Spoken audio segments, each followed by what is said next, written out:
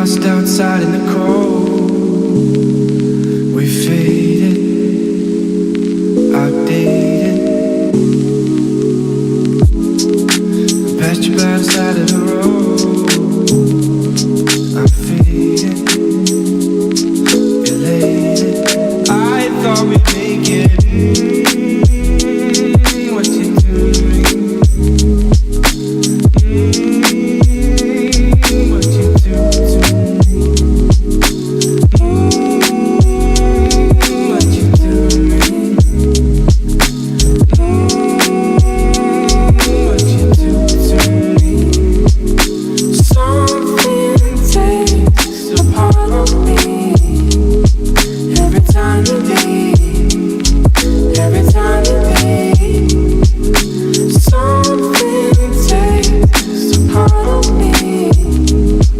Every time you leave, every time you leave.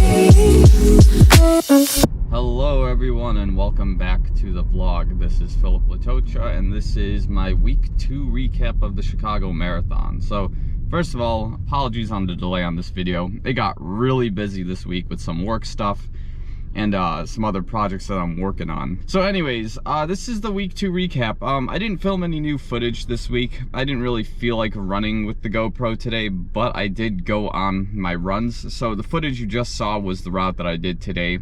And yeah, it's so far the training is actually kind of monotonous. This is only because there's so much uncertainty with the actual Chicago Marathon continuing. I was reading yesterday that they've already rescheduled the Ironman World Championships in Kona, which occurs around the same time as the Chicago Marathon. And that's kind of a bad sign.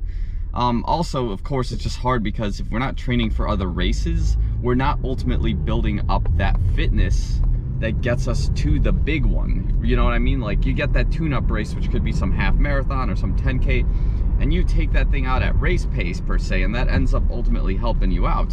And we don't have a lot of those. And yeah, you can obviously set your own type of 10K time trial if you want, but it's not the same. And that's really one of the big downfalls I'm sure a lot of people are experiencing along with me in terms of the training program.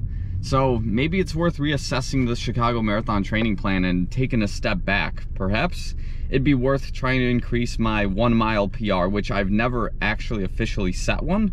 So it could be a good idea. It could be also worth doing some shorter, faster runs just to rebuild leg strength, because again, that's a really big issue for, I'm sure, a lot of people as well who don't have access to gym equipment or gyms for that matter. That being said, running is a balance of cardiovascular endurance activity and the strength training. And if you upset the balance between either one of those two, the running ultimately is going to suffer in some way. So in this particular case, I guess a lot of us are experiencing this, is the gyms are closed, so we're probably running maybe 5 to 6, in my case 7 days a week, but we don't have the proper equipment to do strength training or plyometrics to retain the muscle strength that we have for, you know, quick twitch per se. And ultimately this is causing a little bit of fatigue in our legs. Maybe the legs aren't feeling as spicy as they used to. Maybe we're losing some muscle mass. Obviously we're sitting a lot more often, so that's going to play a big role in you know, hip strength per se. Maybe we're losing overall hip mobility as well, hamstring mobility, just things that we would have trained normally at a gym we're not able to do during this interesting time, and we're probably losing leg strength. So even if we're running, we're not able to maintain, is what I'm trying to get at.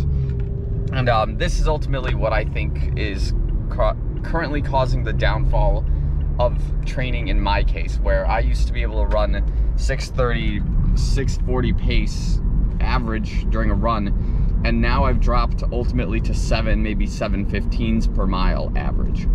And this could also be due to the fact that I'm not running in very fast shoes right now. I'm actually going on a throwback per se, where I'm running in my old 2018, 2017 Pegasus Turbos that I kind of found. They still have some miles on them, so of course I'm playing around with them, and they're comfortable, so I'm still running in them. But yeah, it's just everything's kind of just slowed down. We're in a weird spot, and maybe training for the marathon isn't the play right now. It ultimately depends when things start opening up in North America in this case. So yeah, well, Chicago is a big one, and of course I don't really trust Chicago opening anytime soon. They might follow suit here with what Los Angeles and New York are kind of coming up with. So really hoping they don't go in that direction, but we will see. So yeah, ultimately I ran about 60 miles last week, and my longest run last week was about 12 miles, which was a brick workout double. So I did one 8-mile run by myself, and then immediately after that I was on a group run that did about 4 to 5 miles. So yeah, it was a good workout, very nice day for sure. So yeah, no critical updates other than that.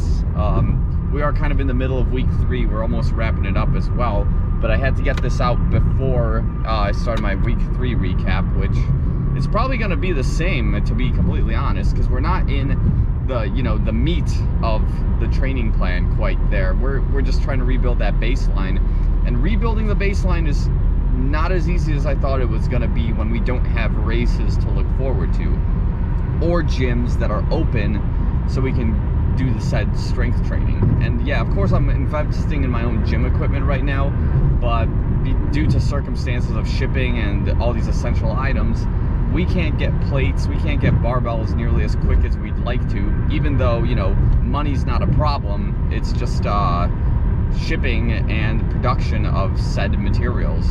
So yeah, that's kind of my recap for this week. If you guys enjoyed the video, definitely hit the like button, subscribe. Let me know how you guys are doing, if you're training for any types of races. If you guys have any races that are still ongoing and you're like 2 or 3 weeks from, definitely let me know. I would love to sign up for them, even if they're like out of country. I don't care, I'll sign up.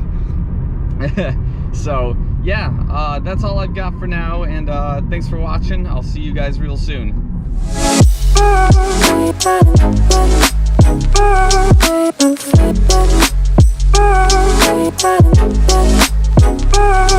Oh,